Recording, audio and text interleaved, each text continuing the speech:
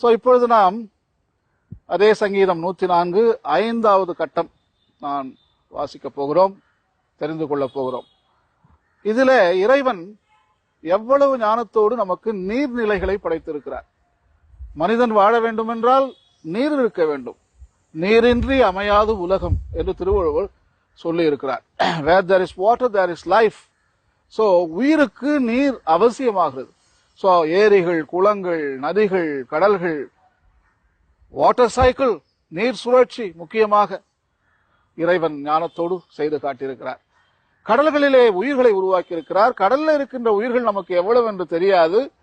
விண்ணகத்தில் இருக்கின்ற நட்சத்திரங்கள் எவ்வளவு என்று நமக்கு தெரியும். கடல்ல எத்தனை வகையான உயிர்கள் இருக்கின்றன, அது இன்னும் லிஸ்ட் போட முடியல. ஏன்னா நமக்கு என்ன இருக்குதுன்னு தெரியாது. அது ஒரு மர்மமாகவே இருக்கின்றது. சங்கீதாசர் சொல்லுகிறார், கடல்ல நிறைய நமக்கு அனுகூலங்கள் இருக்கின்றன. கப்பல்கள் செல்லுகின்றன, வியாபாரம் நடக்கின்றது. எவ்வளவு அருமையான கடலிலே ஒரு லேவியத்தான் என்று சொல்லக்கூடுகின்ற ஒரு உயிரினமும் இருக்கிறது என்று சொல்லுகிறார். லேவியத்தான் இன்றைக்கு இல்ல, ஏறக்குறைய ப்ளூ வேல், திமிங்கலம் மாதிரி நினைக்கிறேன் நான், இல்லைன்னா பெரிய டைனோசோர். கடவுள் யோபு புத்தகத்தில் சொல்லுவார், லேவியத்தானுக்கு நான் உணவு கொடுக்கிறேன், எனது வீட்டு நாய் லேவியத்தான். கடவுள் ஒரு டைனோசோரை தான் வளர்ப்பு நாயாக வைத்துக் கொண்டிருக்கிறார்.